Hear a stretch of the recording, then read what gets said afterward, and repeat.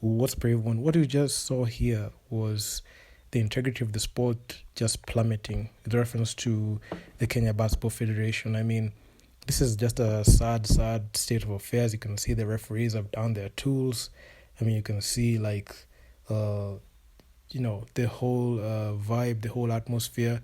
It's not, coming off as a basketball atmosphere. You're seeing a situation where there's a huge disconnect between the players, the referees, coaching staff, and dare say even the fans, and slowly the integrity, the basketball that we know that we can play is just dwindling down just because of a few things that are just going around in the federation. I mean, today we're just gonna react to an article here by Mozart Sport.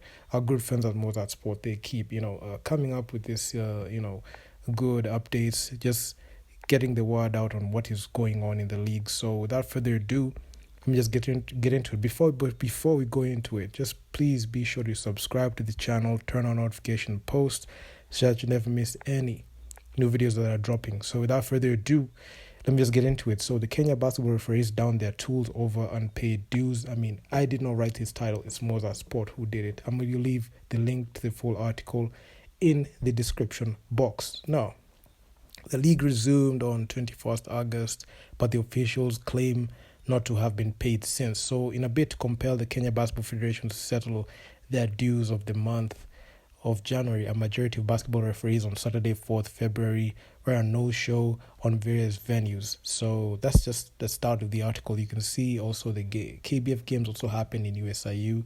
They also down their tools there as well.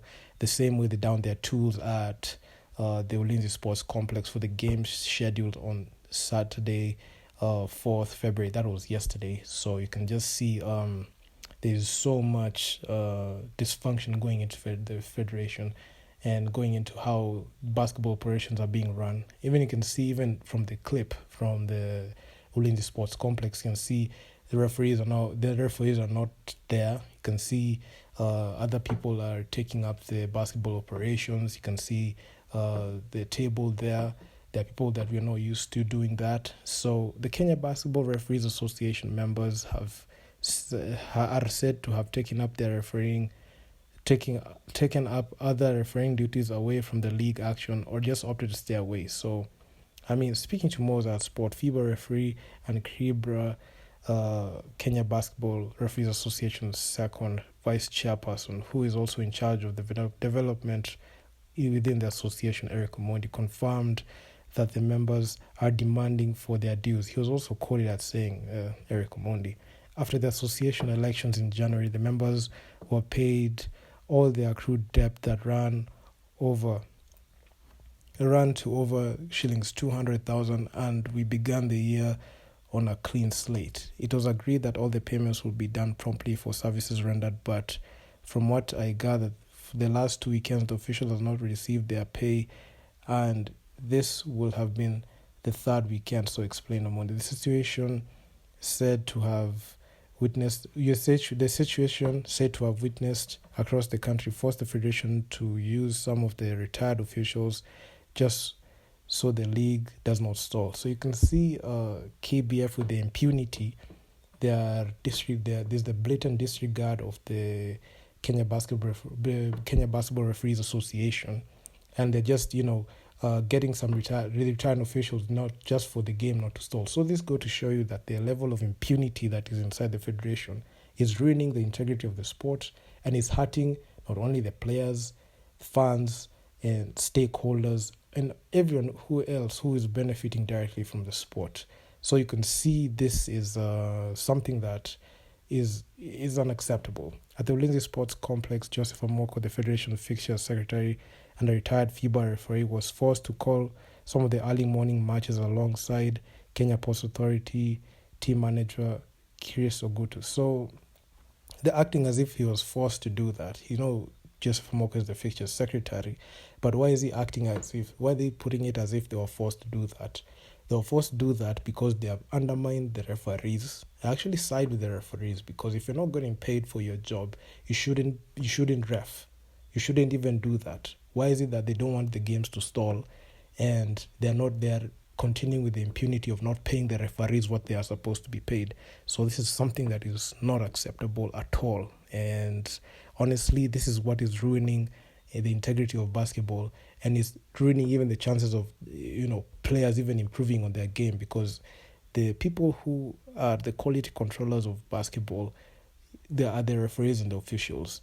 If basketball is not refed or officiated well, players are not able to consistently play well with reference to the rules of the sport. So as much as they are trying to say that they don't want the games to stall, they are undermining the Kenya Basketball Referees Association by saying that they forced the fixture secretary and the KIPA team manager to stand in for the games, which is something that is not even acceptable, something that is going and contravening even basketball, the Kenya Basketball, Federation Constitution. They have subverted it, and they're acting as if they're trying to mitigate the losses. So calls were made, and a few of the active officials, including Omondi, availed themselves of the Ulinzi Sport Complex. Delays in matches were, however, inevitable. True, the referees are on a go slow, and they're not going to work unless their demands have been met, especially when it comes to wages.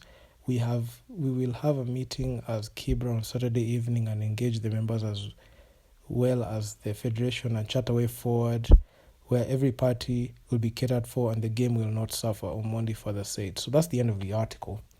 This goes to show you the level of impunity that you're seeing from the federation, that is acting as if the referees are on the wrong for, fighting for their rights, and it's their right to get paid, it's their right to get wages. I actually cite the referees.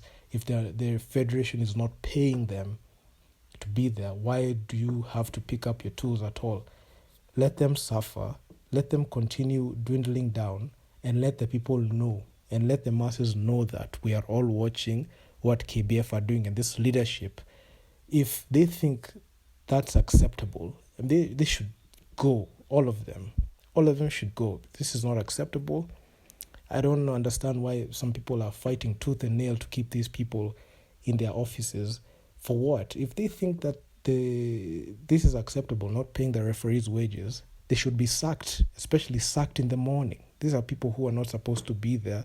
They don't care for the sport that much, and they're not even seeing the value of even having the referees to officiate and make sure that the integrity of basketball is met every single game that is being played in KBF. So KBF right now, they're on a free fall to irrelevancy. That's what I can say. And it's just a matter of time where the players get fed up, and the players, you don't see any significance in even playing in KBF, because if the refs are going to, if the KBF are not going to pay the refs, why should the players be there? And the players are the main commodity that's running, making sure that the league is running. So, in my opinion, in the same breath, the refs down their tools. Also, the players should down their tools, and KBF should wipe their house clean.